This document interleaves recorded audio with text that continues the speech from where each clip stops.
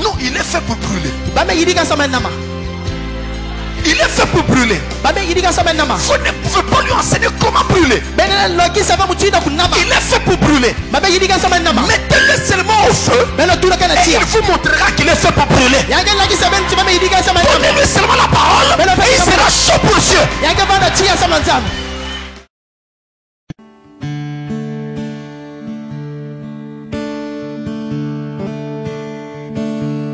Quel sauveur merveilleux je possède. Il s'est sacrifié pour moi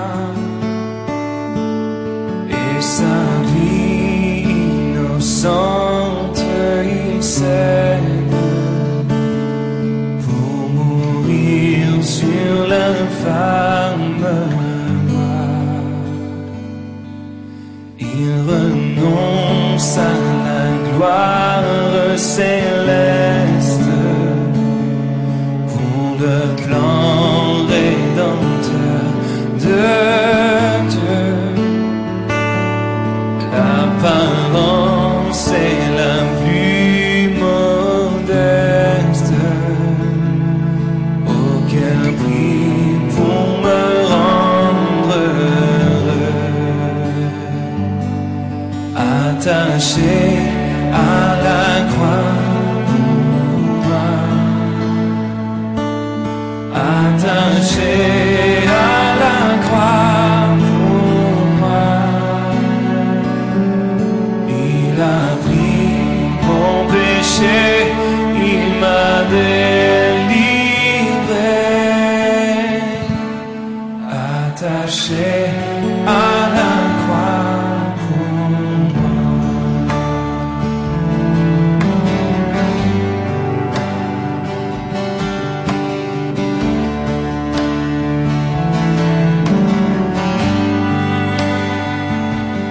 Maltraité, innocent pour ma vie, pour mes iniquités brisées, déchargé de mes maladies, il mourut pour guérir, sauver.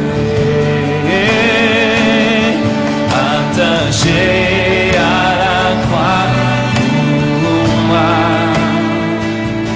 attaché à la croix pour moi.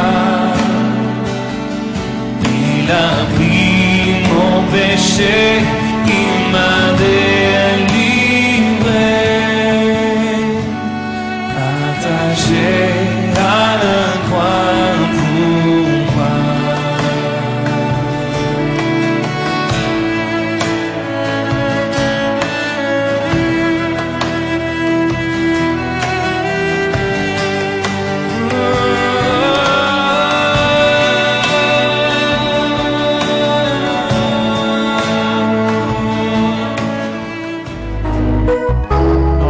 Céleste,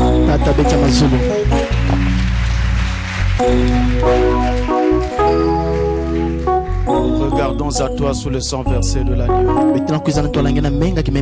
Prions Seigneur que tu nous regardes tous au travers de ce sang simplement, au travers de cette journée et de ce moment que tu nous accordes.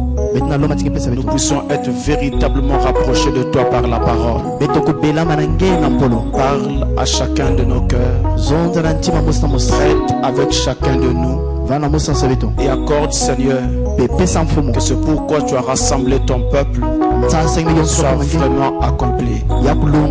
Nous croyons dans les promesses de Dieu. Nous croyons dans la promesse de la venue du Seigneur. Et c'est particulièrement pour cela que nous sommes ici, Seigneur. Ainsi, Père, parfait-nous au travers de la parole. Amène-nous à la foi de l'enlèvement. Amène-nous à l'adoption. Amène-nous à la maturation des fils et des filles de Dieu. Prions, Seigneur, qu'à la fin de cette réunion, nous ne puissions plus jamais regarder les choses comme auparavant. À toi nous avons tout recommandé au nom de Jésus-Christ. Amen.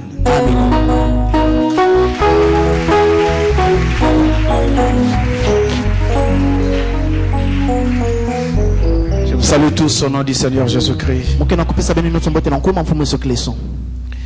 De nouveau, nous rendons grâce à Dieu qui nous a accordé cette possibilité d'être rassemblés ici autour de sa parole. Nous allons nous lever et prendre nos Bibles pour poursuivre notre enseignement sur un tison arraché du feu. Nous allons donc lire Zacharie 3 du verset 1 au verset 5. Alors nous lisons au nom du Seigneur. Dernièrement nous nous étions arrêtés au verset 4. Aujourd'hui nous allons aller jusqu'au verset 5. Alors je préfère reprendre depuis le début pour nous permettre d'avoir à l'esprit ce qui avait été dit avant. Nous lisons au nom du Seigneur. Il me fit voir Josué, le souverain sacrificateur, debout devant l'ange de l'Éternel, et Satan qui se tenait à sa droite pour l'accuser. L'Éternel dit à Satan que l'Éternel te réprime, Satan. Que l'Éternel te réprime. Lui qui a choisi Jérusalem. N'est-ce pas là un tison arraché du feu?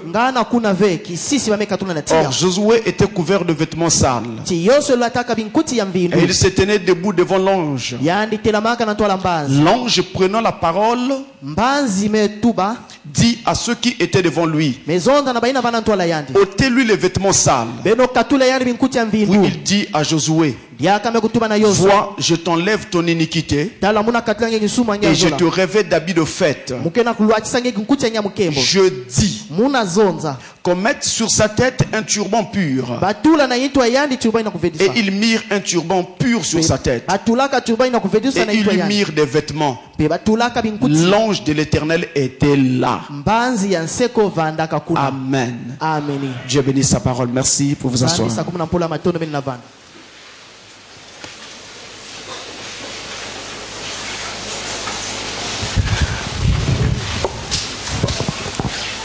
Toujours un tison arraché du feu. Le même enseignement. Mais aujourd'hui, nous parlons sur le turban pur qu'il fallait mettre sur la tête de Josué. L'ange dit qu'il fallait qu'on lui enlève ses vêtements sales. Et par là, on lui enlevait son iniquité. Et nous avons vu dernièrement que cet ange qui parlait, c'était Dieu lui-même. Parce que l'ange de l'Éternel, c'est Dieu lui-même. Et que la décision d'enlever la robe sale de Josué ne venait pas de l'homme, donc venait de Dieu lui-même. Et quand Dieu a décidé, personne ne peut venir dire le contraire. Ce qui revient à dire que nous pouvons nous reposer avec assurance lorsque Dieu nous dit qu'il nous a déjà sauvés. Nous devons nous reposer avec assurance. Cette parole ne peut plus être annulée. C'est un décret divin. Ça vient de Dieu. Ce n'est pas une fantaisie. C'est Dieu lui-même qui l'a dit. Et il a dit, et on a joint l'acte à la parole. On a enlevé les habits sales de Josué. Et on lui a donc mis des vêtements de fête. Alors autre chose suivait. C'était donc ce mystère sur le turban pur que Josué devait aussi porter. Alors écoutez-moi Écoutez-moi très bien. En fait, le turban, c'était la coiffure du souverain sacrificateur. La coiffure du souverain sacrificateur. Et en hébreu, il l'appelait mitnefet. Je vais essayer d'écrire cela pour ceux qui prennent des notes.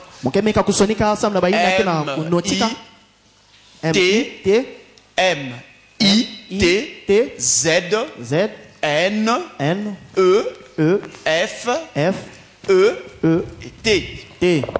Mitznefet.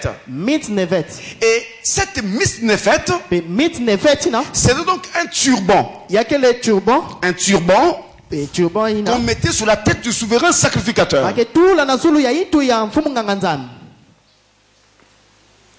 Et ce turban constituait la coiffure du souverain sacrificateur. Seulement, dans la Bible, nous avons trois mots qui vont presque ensemble. Le mot turban, le mot tiare et le mot diadème. Turban, tiare, comme vous l'entendez avec T-I-A-R-E, et diadème. En fait, ce sont des mots qu'on a vraiment du mal à distinguer dans la Bible. Déjà, dans Ézéchiel, par exemple, au chapitre 21, et au verset 31, nous constatons que ces mots sont utilisés de façon interchangeable. Et c'est tout ça qui fait la difficulté pour pouvoir les distinguer. Turban, tiare, diadème. Et donc on peut dire que sur la tête du souverain sacrificateur, on avait un diadème. Mais on pourra aussi dire qu'on avait un turban. Et la forme qu'on donnait à ce turban, parfois ça prenait, après qu'on l'ait enroulé, une forme conique. Et bien ça devenait comme une tiare. Et d'ailleurs, au niveau des traductions bibliques, dans Isaïe 62, au verset 3, nous avons un problème dans ce passage.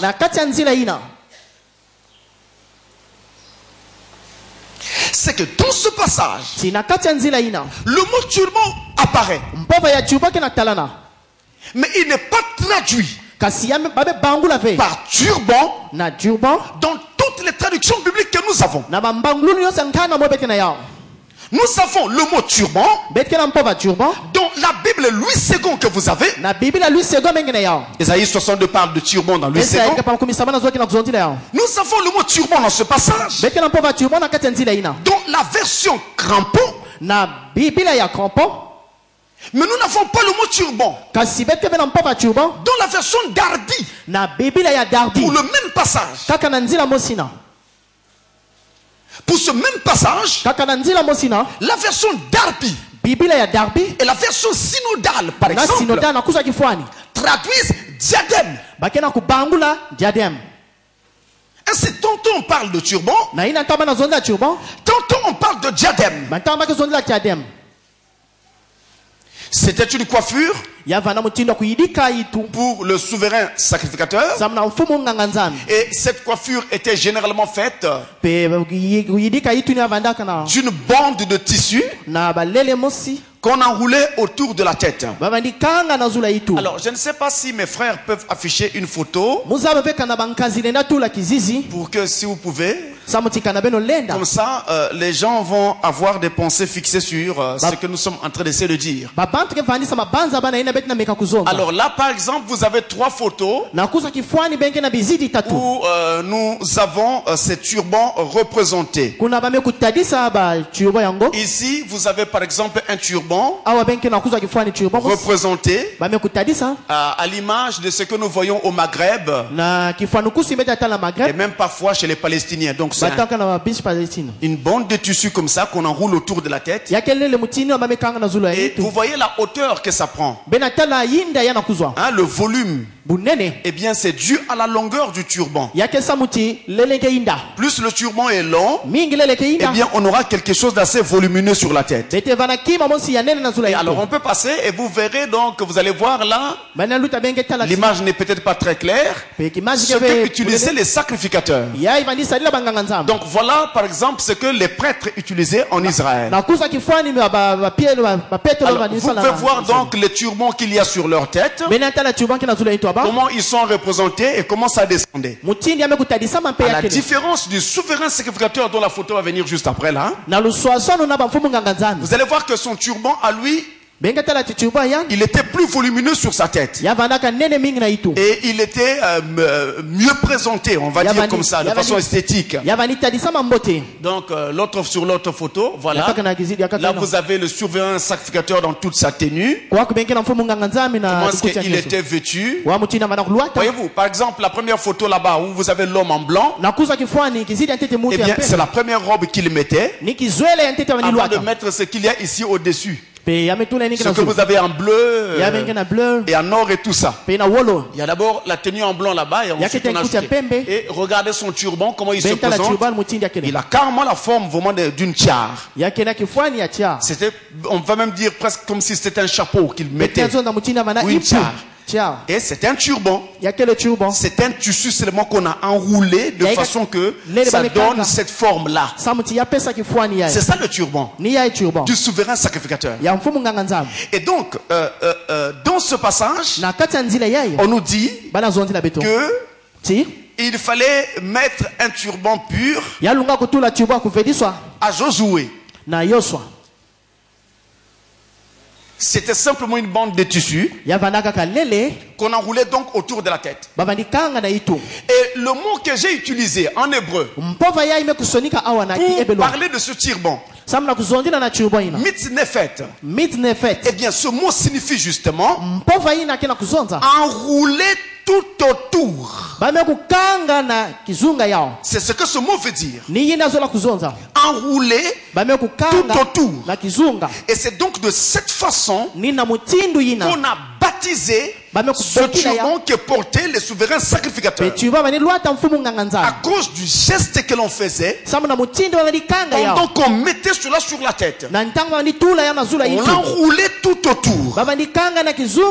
Et dans la tradition juive, donc je vais parler du Talmud en particulier, qui est un document juif qui recense donc les différentes interprétations données à la loi par les anciens rabbins juifs. Donc les anciens juifs. Et bien donc dans le Talmud il est dit que ce turban sacerdotal était une longue écharpe dont le tissu était du lin. Donc c'était du fin lin. Et là ils disent vrai, parce que la Bible aussi dit la même chose. Dans Exode chapitre 28, le verset 39, il est bien dit dans ce passage que ce turban était en fin lin. Exode 28, le verset 39. Et donc c'est ce que dit le Talmud. Cependant, le Talmud donne une autre indication que je ne retrouve pas très exactement ainsi dans la Bible. Mais j'en parle quand même. C'est que le Talmud est allé jusqu'à donner la longueur du turban que portait le souverain sacrificateur. Et le Talmud dit que sa longueur était de 16 coudées.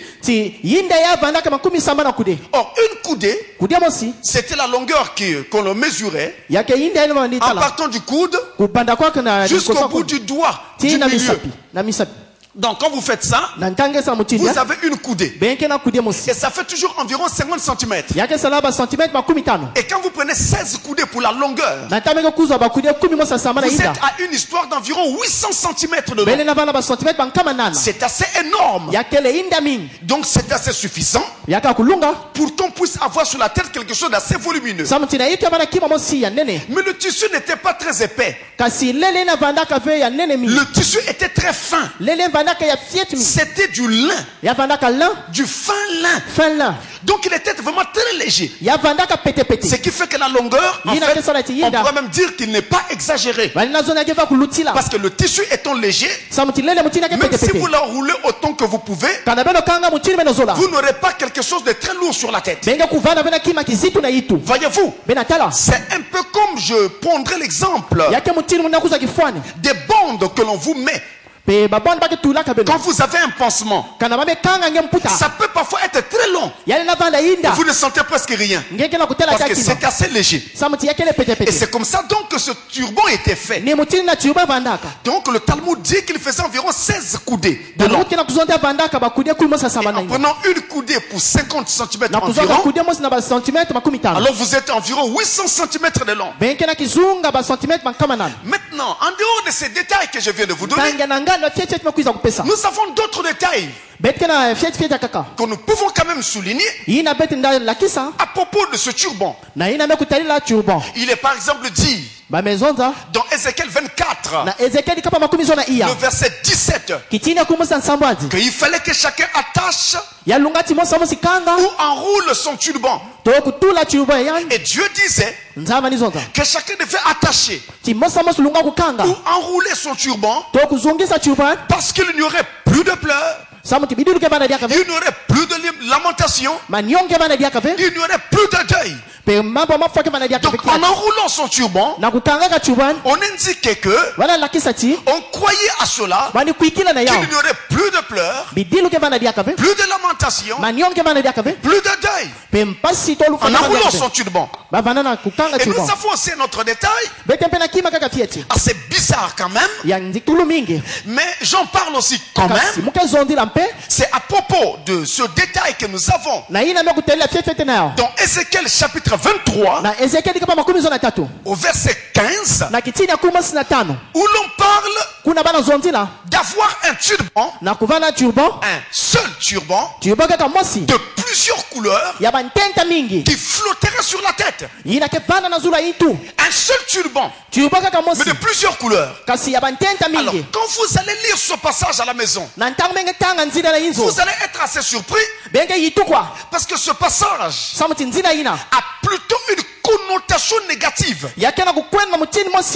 C'est-à-dire qu'on est en train de reprocher Israël de s'être prostitué avec les Chaldéens, seulement en voyant leur image peinte sur un mur, et chacun de ces Chaldéens avec un turban sur la tête, un turban de plusieurs couleurs et qui flottait au vent.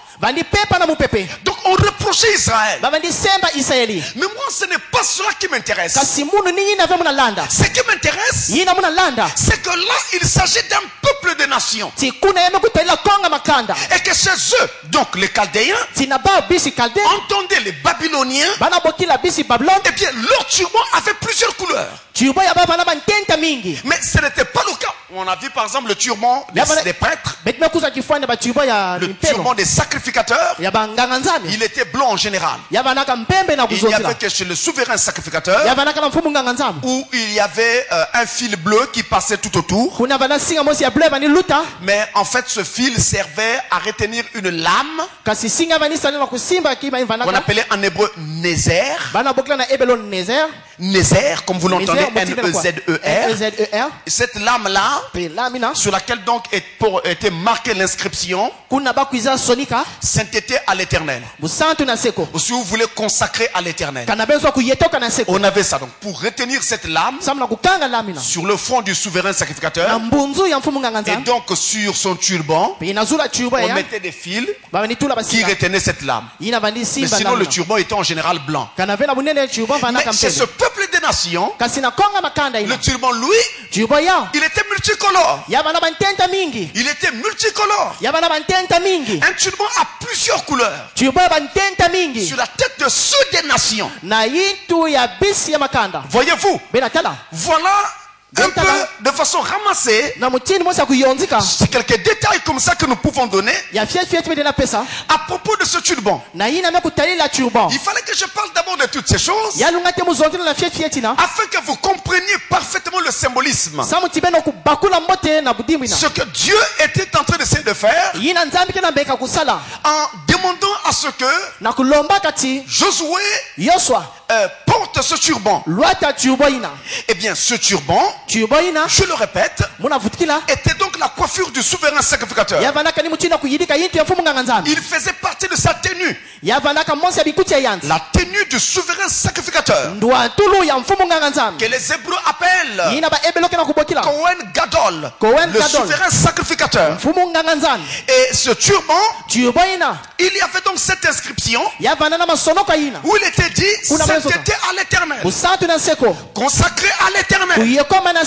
Et on avait tout ça. Et vous pouvez comprendre que quand Josué mettrait ce turban, eh bien ce turban serait chargé de tout le symbolisme qui était contenu dans les lois juives. Et justement pendant l'exil, quand ils étaient à Babylone en exil, parce que c'est de là que Josué venait, il était revenu avec les premiers exilés qui rentrèrent en Palestine sous la conduite de Zorobabel. Lui, il était du nombre. Donc quand ils reviennent alors en Israël. Eh bien ils viennent d'un endroit où le sacerdoce n'était plus pratiqué. Et donc on n'avait plus à mettre un turban. En ce temps-là, là-bas, le turban ne servait à rien. On ne le mettait pas. Le sacerdoce était annulé. C'est la loi babylonienne qui primait. Ils étaient comme en esclavage. Ils étaient sous domination. Maintenant, quand ils rentrent, Dieu demande à ce qu'on mette ce turban pour indiquer que lui, Dieu, était en train de restaurer le sacerdoce qui était détruit quand ils étaient à Babylone. Il restaurait le sacerdoce. Le turban pur sur la tête de Josué était une marque indiquant la restauration du sacerdoce. Que désormais le sacerdoce reprendrait comme avant l'exil babylonien. Je répète, ce turban indiquait la restauration du sacerdoce. Et donc ce turban, il est au sacrificateur ce que la pierre angulaire est au temple. Quand on a posé la pierre angulaire pour indiquer la reconstruction du temple, et bien les anciens pleuraient, les jeunes se réjouissaient parce qu'ils savaient que le temple renaîtrait de nouveau. Rien que la pierre angulaire était le symbole de la restauration du temple. Et le turban, il est le symbole de la restauration du sacrifice dans le temple. Et c'est ce que Dieu demandait qu'on mette sur la tête de Josué. Or, je dois vous dire, mes frères, il n'y a pas que Israël qui est sacrificateur pour Dieu. Il n'y a pas que Israël qui était en exil. Nous aussi, nous avons été en exil. Nous venions de l'éternité. Nous sommes venus ici-bas. Et nous avons perdu les habitudes de l'autre côté. Et nous sommes devenus des pécheurs. Nous avons vécu sous domination. Sous domination babylonienne. Dans la confusion totale. Sous domination de Satan. Qui est voleur. Qui est adultère. Qui est menteur. Qui choisit. Qui est cela. C'est ce que nous étions.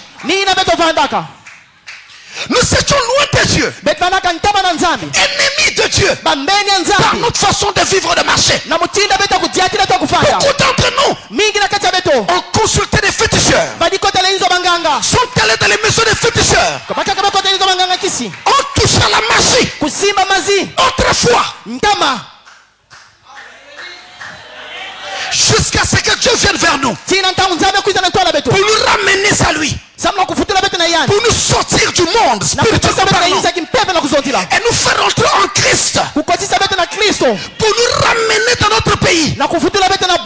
Et c'est ce que la nouvelle naissance fait. Elle nous sort du monde, elle nous fait rentrer en Christ. Nous entrons en Christ par nouvelle naissance. Et quand cela se fait, il y a également le sacerdoce qui est restauré chez nous les nations. Il n'y a pas que chez les Juifs. Écoutez ceci. 1 Pierre chapitre 2. Le verset 9. Je vais lire ceci. Je vais lire cela. 1 Pierre 2 verset 9, je peux le prendre à l'écran. Vous, au contraire, vous êtes une race élue, un sacerdoce royal, une nation sainte, un peuple acquis, afin que vous annonciez les vertus de celui qui vous a appelé des ténèbres à son admirable lumière. Vous êtes quoi? Un sacerdoce royal. Nous sommes un sacerdoce royal. Dieu a fait de nous un sacerdoce royal. Notez encore ce passage. Apocalypse 1, verset 5 et 6. Écoutez ceci. Ces choses sont très profondes. Les saisir, c'est la vie éternelle. Écoutez bien. Et de la part de Jésus-Christ, le témoin fidèle, le premier-né des morts, et le prince des rois de la terre, à celui qui nous a aimés, à celui qui nous aime, qui nous a délivrés de nos péchés par son sang, et qui a fait de nous un royaume, des sacrificateurs pour Dieu son Père. À lui soit la gloire et la puissance au siècle des siècles. Amen. Quelqu'un dit amen à cela? Satan ne voudrait pas que vous croyiez cela. Parce que si vous croyez cela, le péché tombe. Quelqu'un dit amen. Il ne s'agit pas de moi.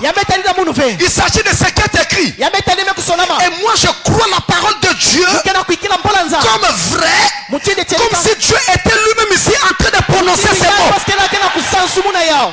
Et moi je crois que quand quelqu'un dit amen à cela, cela transforme immédiatement sa vie.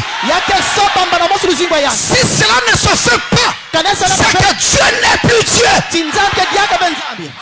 En réalité ici, qu'il a fait de nous des sacrificateurs. Montre-moi un sacrificateur qui fume.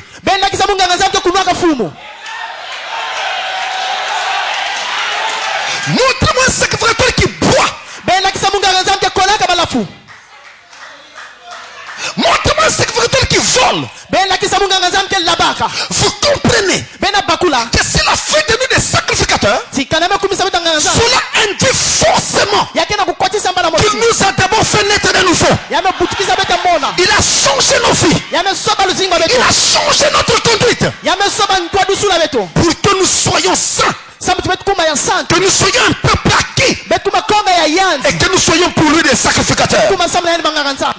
Ainsi, en indiquant dans ce passage que le sacerdoce, ce serait restauré, ou alors était restauré, Dieu indiquait sa restauration pour Israël, mais aussi pour les nations. Pour Israël, mais aussi pour nous. Et dans cette vision, puisque c'est d'une vision qu'il s'agit, Zacharie 3, c'est une vision eue par le prophète Zacharie. Dans cette vision, eh bien, vous avez clairement remarqué, et j'y reviens, que c'est Dieu lui-même qui a établi Josué souverain sacrificateur. Josué ne l'est pas devenu par lui-même. Il n'a rien fait. C'est Dieu qui l'a fait. Regardez, Agé chapitre 1, verset 14. Ne passons pas trop vite. Quelque chose me dit de ne pas aller trop vite là. Agé 1, verset 14. Écoutez ceci. L'Éternel réveilla l'esprit de Zorobabel, fils de Skealtiel, gouverneur de Juda, et l'esprit de Josué, fils de Josadak, le souverain sacrificateur, et l'esprit de tout le peuple. Ils vinrent et se mirent à l'œuvre dans la maison de l'Éternel des armées, leur Dieu. Qui réveille l'esprit? C'est Dieu lui-même. L'esprit de Zorobabel, l'esprit de Josué, le souverain sacrificateur, c'est Dieu lui-même. Ce n'est pas Josué qui a forcé quoi que ce soit. Josué n'a rien fabriqué. Dieu l'a fait pour Josué. Écoutez, je prends cet autre passage. Agé chapitre 2, le verset 2. Agé 2, verset 2. Parle à Zorobabel, fils de Skealtiel, gouverneur de Juda, à Josué, fils de Josadak, le souverain sacrificateur, et au reste du peuple. Parle à Josué. Vous voyez que Josué a reçu son appel de Dieu. Il ne s'est pas improvisé souverain sacrificateur. Il ne s'est pas dit, comme nous venons d'arriver, nous revenons de l'exil, alors maintenant je serai le souverain sacrificateur. Il ne s'est pas auto-établi. C'est Dieu qui l'a établi. C'est Dieu qui l'a mis là. Et nous ne sommes pas fils de Dieu par notre propre choix.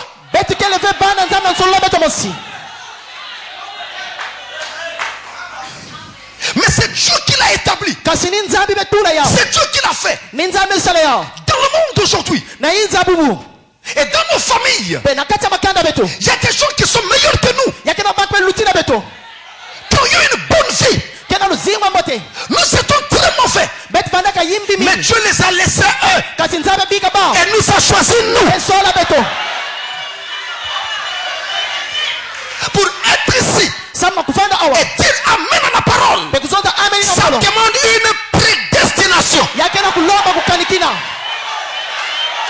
Et ici, je suis fier de dire que je suis ici pas parce qu'un homme m'a appelé, mais parce que Dieu m'a appelé.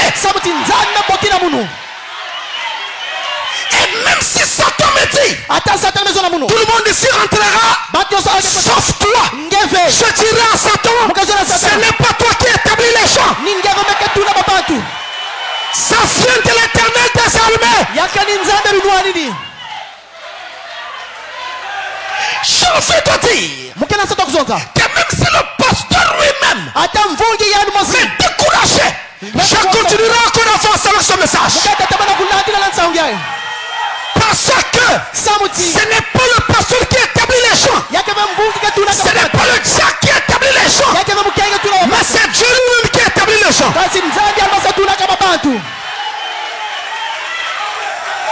Ce que Dieu a décidé, personne ne peut l'arrêter. Quand Dieu ferme, personne ne peut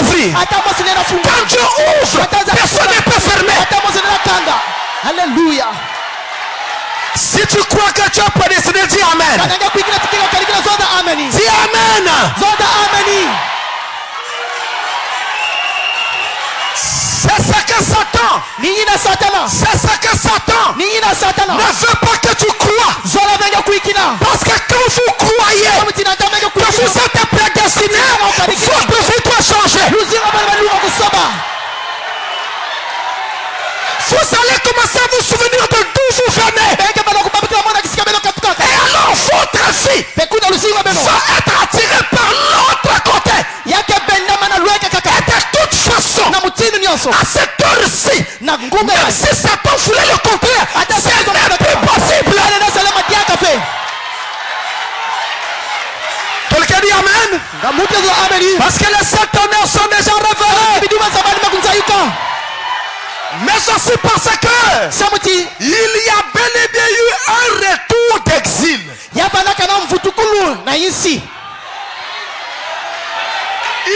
bel et bien eu un retour. Ils étaient en exil. Ils sont rentrés. C'est quand ils sont rentrés qu'on a mis le turban.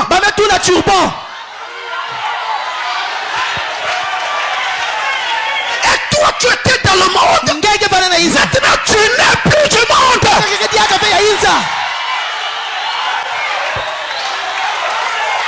Y a-t-il quelqu'un ici qui est encore du monde?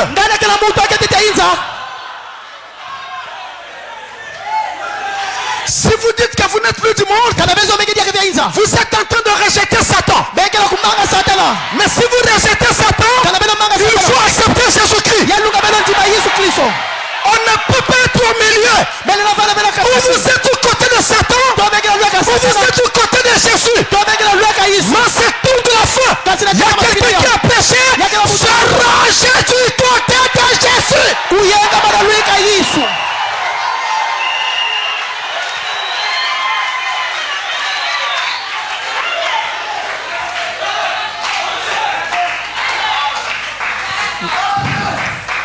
Et quand ce turban devait te passer sur Josué, je tiens à souligner que tout se faisait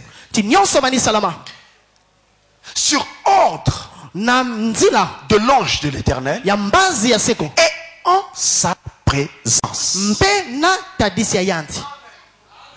Sur ordre de l'ange de l'Éternel et en sa présence. Frère, parfois nous pensons que nous ne pourrons pas entrer. Parce que quand nous regardons nos vies, nous nous disons c'est sûr que l'autre là-bas mais pas moi. Ça ne dépend pas trop de ce que vous êtes.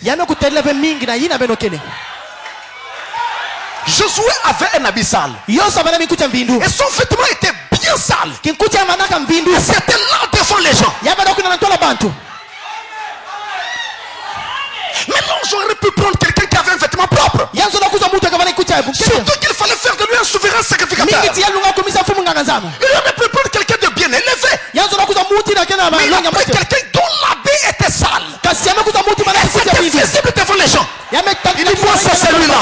Je vais le prendre. Je vais le laver. Et je vais le placer. Et Dieu a fait la même chose de toi. Il t'a pris du monde. Il t'a amené de la parole. Il te lave par la parole. Il te place dans le corps. Alléluia. Mais j'insiste. Ça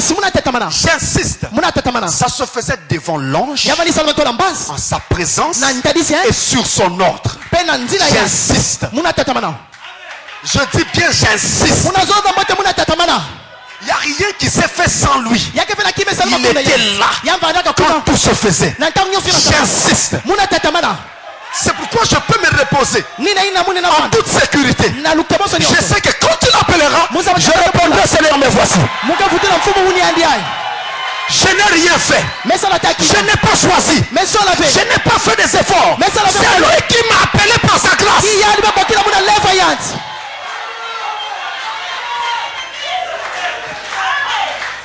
Seulement, il y a quelque chose qui est très importante ici. Je voudrais vraiment vous montrer. Écoutez bien. J'ai dit, j'y reviens, que tout se faisait devant l'ange de l'Éternel, en sa présence, sur son ordre. J'insiste. Je répète, j'insiste. Or, il y a quelque chose avec cet ange. L'ange de l'Éternel, vous savez vous-même, c'est Dieu lui-même, n'est-ce pas? Mais quand frère Branham a eu la grande vision de la tente, il y a quelque chose qui s'est passé encore là-bas avec cet ange. Dans la vision de la tente, cet ange de l'Éternel était derrière Branham. Il lui parlait. Et lui, Branham, entendait la voix de ce que l'ange lui disait. Mais quand l'ange a quitté derrière Branham et passé devant lui, et que Branham l'a vu, qui était-il? Comment était-il? Suivez-moi.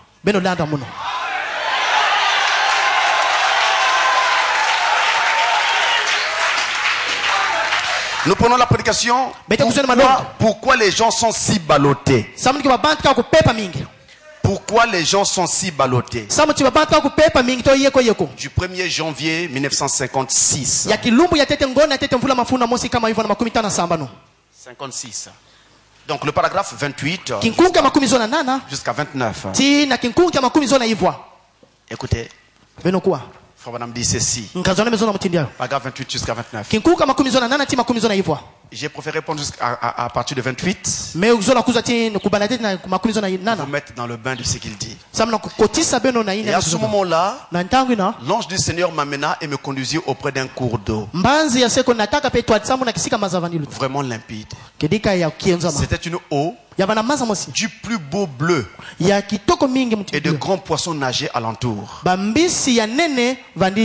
dit, je veux faire de toi un pécheur. Et il dit, maintenant, jette ta ligne avec la paille dans l'eau. Puis tire lentement la première fois. Puis la seconde, la suivante. Donne juste une petite secousse. Pas trop forte. Et la fois d'après, mets ton hameçon en place pour la prise. Écoutez maintenant, le paragraphe 29.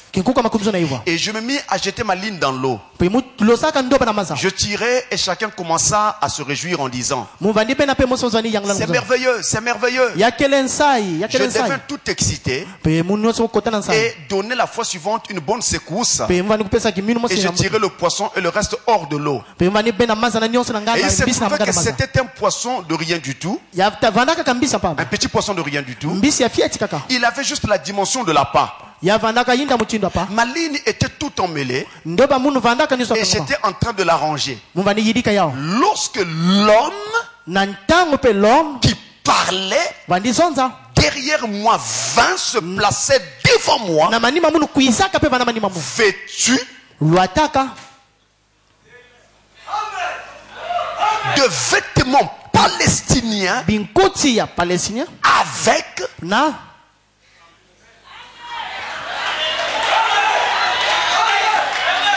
turban sur la tête. Il a fait une robe blanche. Il dit, Frère Branham, c'est fini.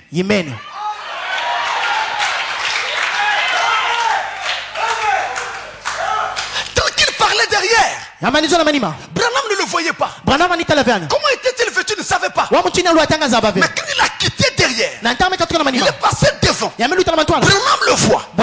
C'est un homme habillé comme un Palestinien. Et qu'est-ce qu'on remarque sur sa tête? Un turban. Alléluia. Alléluia. Mais dans la vision de Josué, il dit,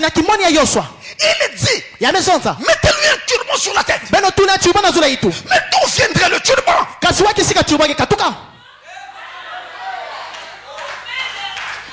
Vous êtes avec moi? Je reviens, je disais, et j'étais en train d'insister que tout se faisait devant l'ange. louange. Tout se faisait en sa présence. Pour commettre un turban à Josué. Sur son ordre et tout. Mais tout venait le turban. Et nous remarquons dans le prophète que cet ange aussi porte un turban. En d'autres termes, il a enlevé son propre turban, a remis à Josué pour qu'il le mette sur sa tête. Là c'est grave. Le turban que nous portons, ce n'est plus n'importe quel turban. C'est le turban qui était sur la tête de l'ange de l'Éternel. Là ça devient grave. Ce n'est plus un turban fait de main d'homme. C'est le turban que l'ange lui-même mettait. Savez-vous qu'il est sur vous? Mais c'est vous faut avec ces turbans là.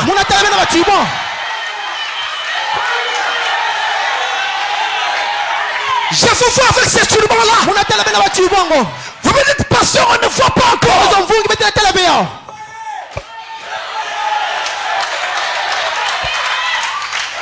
Je suis fier d'avoir un turban sur la tête. Le turban de l'ange lui-même. Mettez-lui un turban. Il a pris son turban. Savez-vous aussi que la robe comme il a Josué était sa robe à lui? Mais c'est écrit à la croix de Golgotha. Il a enlevé sa robe de justice, nous l'a donné, a pris la robe du péché et a mis sur lui. Alléluia. Je porte la robe de Dieu lui-même. Je porte la robe de Dieu lui-même.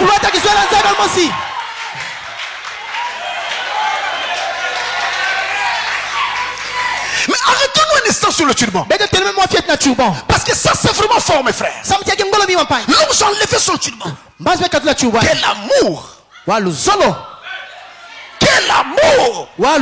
Il a fait son fils dans cette état dit non. Pas question.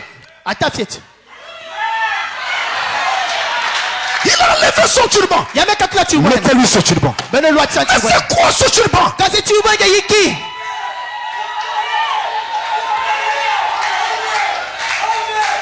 Alors je le prends ici dans la prédication, le témoignage d'un véritable témoin. Je le prends dans le prophète. Je le prends en anglais. J'ai regardé en français, ça ne sonne pas exactement comme je veux. La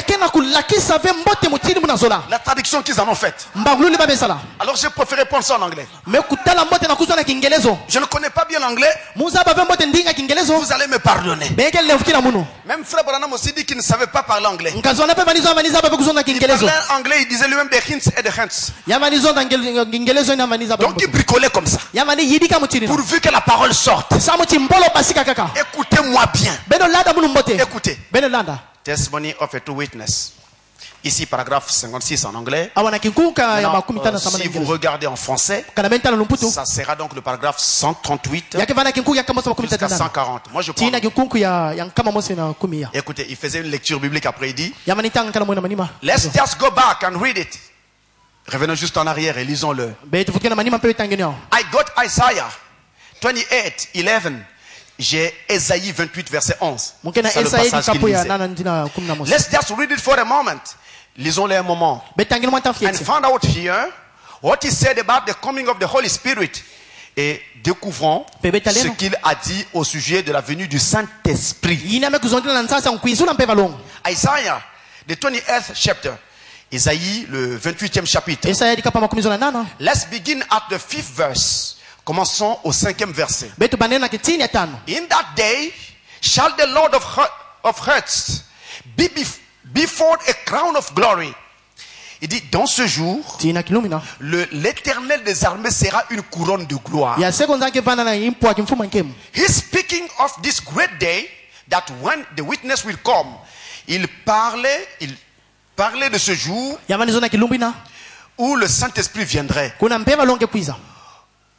What is our crown? Qu'est-ce que notre couronne? C'est quoi notre couronne? The Holy Spirit crowns us. Le Saint-Esprit nous couronne. Amen. Amen. A crown of glory. Une couronne de gloire. And for a diadem of beauty. Et pour une couronne, un diadème de beauté. And to the residue of his people. Sur le reste de son peuple. Le residue. Le reste. The people that left over. Le peuple qui est resté. I'll be a diadem. Je serai un diadème. Je vous en ai parlé, n'est-ce pas? A crown of glory. Une couronne de gloire. A diadem of beauty. Un diadème de beauté. Think. This is 700 years before it happened. Et ceci, pensant cela, il a dit 700 ans avant que cela arrive. Donc Esaïe a prophétisé sur cela 700 ans avant que cela arrive. Et William Branham dit que quand Esaïe prophétisait, il était en train de parler de la venue du Saint-Esprit. Quand ce Saint-Esprit viendrait, et il dit quand il viendrait, il va être notre couronne. Il change de terme. Il va être notre diadème. Un diadème de beauté. Et en utilisant ce terme de façon interchangeable, comme je l'ai dit, alors on pourrait aussi dire il va être notre turban. Vous comprenez maintenant? Le turban qu'on mettait sur Josué, c'est un type de baptême du Saint-Esprit. Et ce Saint-Esprit, pas étonnant que c'était le turban de l'ange lui-même. Parce que justement, le Saint-Esprit que nous recevons n'est pas l'esprit d'un homme, mais c'est l'esprit de Dieu lui-même, l'esprit de Jésus descendant dans nos vies pour vivre à nous.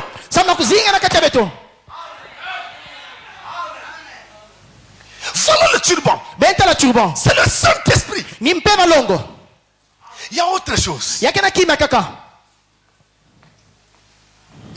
Dans la Bible entière et dans tout le message, quand on parle du Saint-Esprit, on parle du Saint-Esprit en tant que feu. Vous avez déjà lu ça dans la Bible ou dans le message où l'on parle du feu du Saint-Esprit. Et d'ailleurs, le baptème du Saint-Esprit est un baptême qui est toujours double. Il est à la fois baptême de feu et d'esprit. C'est-à-dire, au moment où on le reçoit, nous sommes d'abord baptisés de feu. Ce feu vient brûler toute racine du péché dans nos vies. Une fois que c'est fait, l'esprit alors vient s'installer. C'est ça le baptême du Saint-Esprit. Baptême de feu et baptême d'esprit. Ainsi la Bible et le message parlent du feu du Saint-Esprit. Oh, Josué venait d'un feu. Il venait d'une épreuve. Il était en exil. Dieu l'en a sorti. Mais quand Dieu l'en sort, qu'est-ce qu'il fait? Josué doit maintenant entrer dans un autre feu. Il sort d'une épreuve. Il sort d'un feu. Dieu l'amène en Palestine. Il est sorti de ce feu-là. Il est sorti de cette épreuve-là. Maintenant, spirituellement parlant, il le fait rentrer dans un autre feu. Vous êtes un tison arraché du feu. Vous étiez destiné au feu de l'enfer. Vous étiez destiné au feu de la chair. Quand vous étiez dans le monde, je vous ai tiré hors de ce feu. Il vous a mené dans la parole. Mais une fois dans la parole, il ne vous laisse pas comme ça. Il vous fait rentrer dans un autre feu. Le feu du Saint-Esprit. Tirez du feu pour un autre feu. C'est ça un tison arraché du feu. Tiré du feu de la chair. Et maintenant, dans le feu du Saint-Esprit, c'est qui revient à dire qu'une fois que vous êtes baptisé du Saint-Esprit, vous ne pouvez pas être froid. Celui qui est baptisé du Saint-Esprit sera chaud dans la prière, sera chaud dans la louange, sera chaud dans l'adoration, sera chaud dans l'exhortation, sera chaud dans les choses de Dieu. Tu ne peux pas avoir le Saint-Esprit et être paresseux, être froid, être nonchalant. Le Saint-Esprit ne fait pas comme ça. Quand il vient en toi, il vient te mettre en action pour le royaume de Dieu. Tu seras chaud. Tu seras chaud. Tirer d'un feu pour un autre feu. Alors à partir de là, ça va nous permettre de nous engager profondément dans une autre leçon prochaine. Et vous verrez ce que c'est que vraiment un tison arraché du feu. C'est un morceau de bois qu'on a tiré du feu. Mais vous comprenez bien que si on le laisse comme ça, il va se refroidir, il va s'éteindre. Au début, il ne restera plus que la fumée. Après, ça va disparaître. Donc, quand Dieu vous tire du feu, il va vous introduire dans un autre feu. Et d'ailleurs, vous ne forcez pas. Vous ne pouvez pas demander un morceau de bois de brûler. Non, il est fait pour brûler. Il est fait pour brûler. Vous ne pouvez pas lui enseigner comment brûler. Il est fait pour brûler. Mettez-le seulement au feu et il vous montrera qu'il est fait pour brûler. Donnez-lui seulement la parole et il sera chaud pour Dieu. On ne lui apprend pas ça. On ne force pas. On ne te dira pas, est-ce que tu as prié ce matin? Est-ce que tu as prié avant de dormir? Est-ce que tu as prié avant de manger? Est-ce que tu as prié? On ne te dira pas ça. Ça y est déjà en toi. Tu es un morceau de bois. En toi, il y a du matériel incandescent. Il y a quelque chose qui est équipé d'enflammé. Tu es fait comme ça. Tu es fait ainsi. On ne te dira pas. Est-ce que hier tu étais à l'église? Tu n'as pas besoin qu'on te le dise. Toi-même tu sais. Quand vient le jour du culte, je suis à l'église. Et David a dit, je suis dans la joie. Quand on me dit, allons à la maison de l'Éternel. Tu as même du mal d'attendre le prochain jour du culte. Tu as envie qu'il y ait culte chaque jour. Parce que tu as soif de brûler. Tu brûles au-dedans de toi. Il y a un feu en toi. Quand arrive le moment d'aller à l'église et tu te lèves en te plaignant, tu aurais voulu qu'il n'y ait pas culte. Il y a quelque chose qui ne va pas. Tu dois brûler. Tu es fait pour brûler. Il y a une chose sur laquelle je vais terminer. Écoutez bien. Et pour ça, je relis les versets 4 et 5 de Zacharie 3. Écoutez ceci. Le diadème pur. Ou le turban pur. Zacharie 3. Écoutez les versets 4 et 5. Je relis ces versets. L'ange, prenant la parole, dit à ceux qui étaient devant lui, tout autour du trône, ôtez-lui les vêtements sales. Puis il dit à Josué, vois, je t'enlève ton iniquité et je te revêts d'habits de fête. Amen. Verset 5. Je dis, qu'on mette sur sa tête un turban pur. Et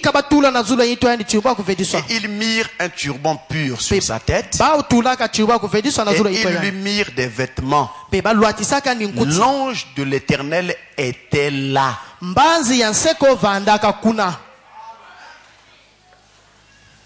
Il y a un paradoxe ici. C'est pourquoi on dit toujours, quand vous lisez la Bible, n'allez pas trop vite. Ce n'est pas un roman. Je relis le verset 5. Parce que vous avez entendu. Et vous n'avez pas encore perçu. Écoutez bien. Je dis qu'on mette sur sa tête un turban pur. Et ils mirent un turban pur sur sa tête. Et ils lui mirent des vêtements. L'ange de l'Éternel était là. Au verset 4, l'ange parle. Au verset 5, l'ange est là. Il ne parle plus. Mais qui parle?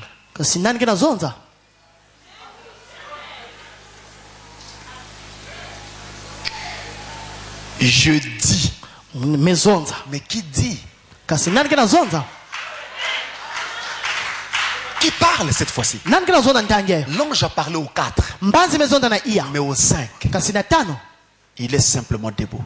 Mais qui parle? L'ange dit, enlevez-lui les vêtements sales. Mettez-lui des habits de fête. Et l'ange s'est tu. Alors quelqu'un d'autre prend la parole et dit, mettez-lui un turban pur.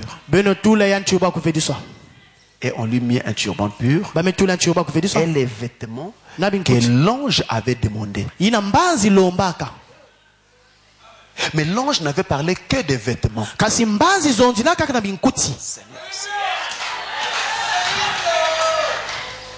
L'ange n'avait parlé que des vêtements. Mais celui qui parle après est rentré dans le silence de l'ange et a compris ce qu'il fallait dire en totalité. Il dit oui, vêtements oui, mais n'oubliez pas aussi le turban. Mais le mot turban ne sortait pas de la bouche de l'ange. Le mot turban est sorti de la bouche de celui qui parle au verset 5. Parce que certainement il avait vu l'ange enlever son turban. Alors lui il a parlé. Il dit mettez aussi le turban. Mais l'ange n'a pas parlé de turban. L'ange n'a parlé que de vêtements. Des vêtements de fête. Qui parle alors? Au verset 5.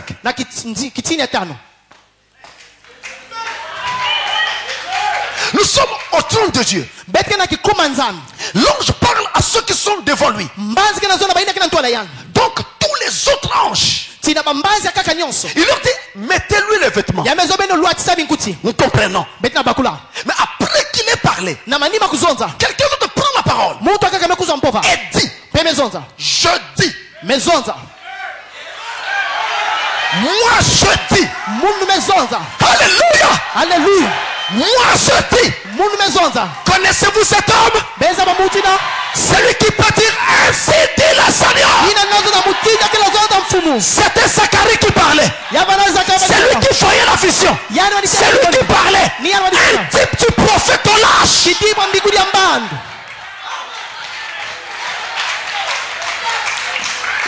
L'ange a parlé de vêtements. Mais le prophète au lâche rate le silence de Dieu. Et il nous ressort tout. Alors les gens disent, vous parlez de ceci, vous parlez de cela. Où est-ce que la Bible parle de ça? Où est-ce que la Bible parle de ça? Écoutez, le message d'un prophète, c'est la volonté révélée de Dieu dans cette âge. Qu'elle lui dise Amen.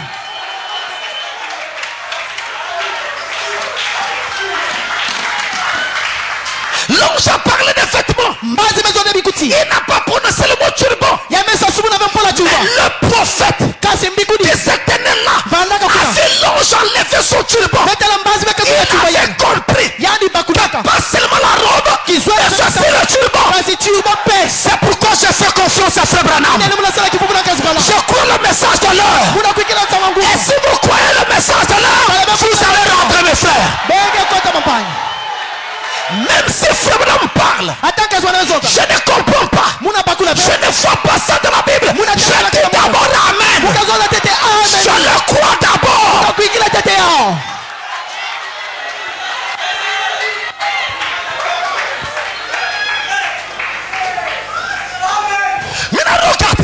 Maintenant, regardez le processus. L'ange de l'Éternel, Dieu lui-même, parle. Le prophète répète ce que l'ange a dit. Que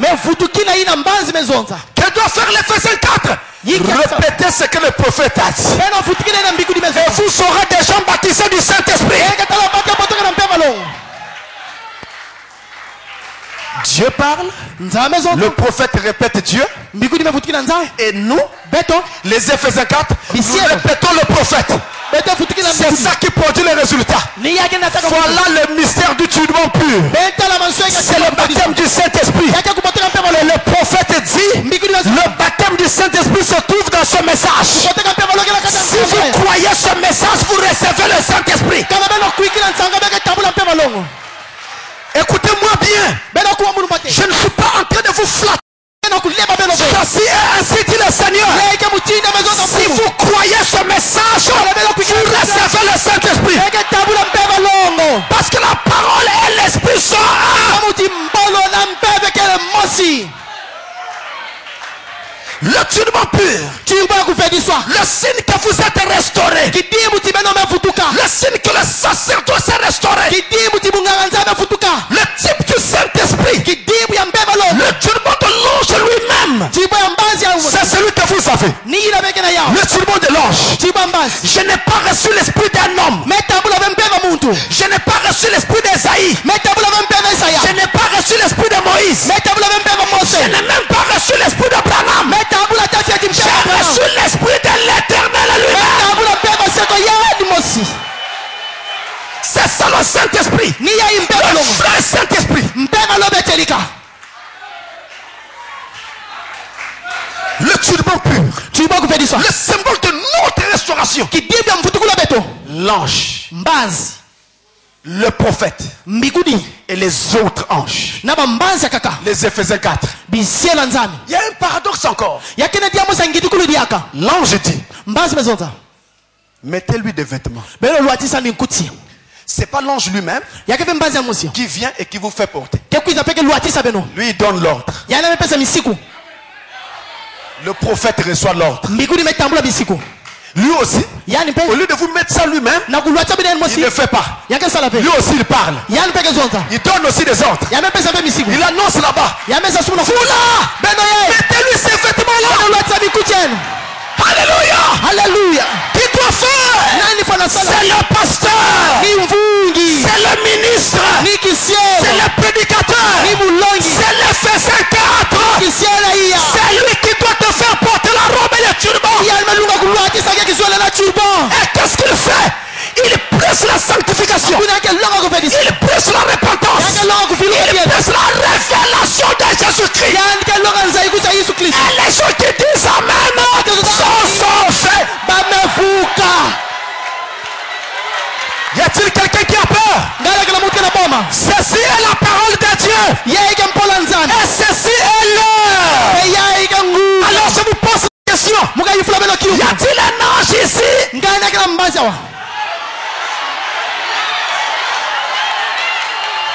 Nous connaissons l'ange de l'Éternel.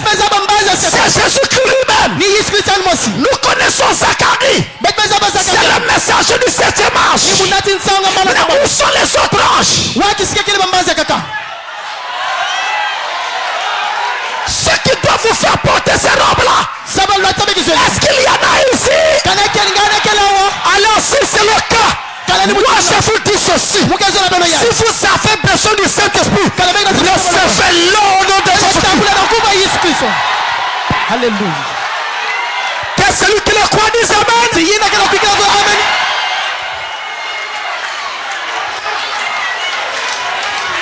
Voilà la parole dans la réalité. Voilà la parole qui n'est pas historique. Voilà la parole au temps présent. Dieu sauve des âmes par ses prédicateurs.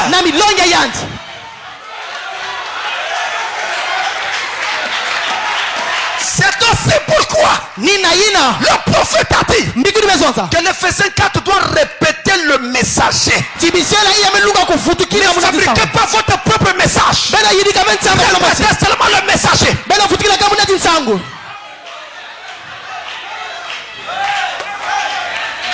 Alors nous y sommes. Voyez-vous que ce que je dis et ce que je fais, je le dis et le fais sur l'ordre du plus haut. L'ange l'éternel et Satan le diable sait très bien que cet ordre a été donné là-haut de prendre le turban et de mettre sur votre tête. Donc même si Satan ne voulait pas écouter pour quitter vos filles, ils vont être obligés d'écouter et de s'en aller parce que ce n'est pas ma foi, ce n'est pas ma parole, c'est la parole de l'ange l'éternel.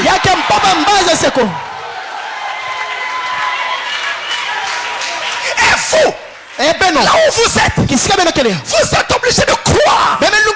Si vous croyez que celui qui vous apporte la parole est un ange qui est devant le trône de Dieu, qui a reçu l'ordre par le prophète, alors vous, si vous croyez cela, vous devez recevoir exactement ce que vous voulez.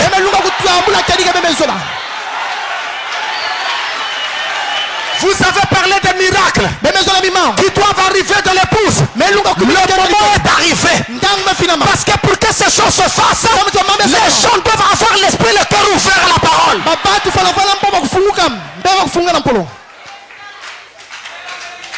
Nous y sommes. Et tout est devant vous. Chacun en fait ce qu'il veut. Si tu sors d'ici perdu, tu l'auras choisi. Mais si tu sors d'ici, va être sauvé. En sortant d'ici, tu n'as qu'à le choisir aussi. Ça y est devant vous. C'est établi. Ça ne se fabrique pas.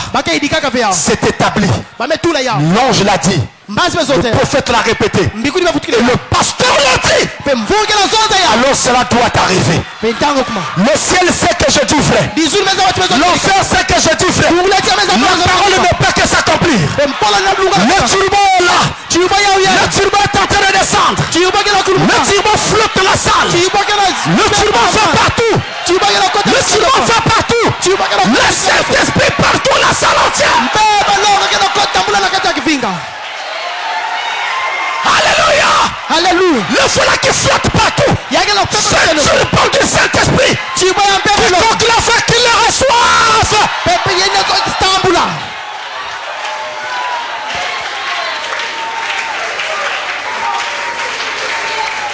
Nous allons nous remettre entre les mains de Dieu.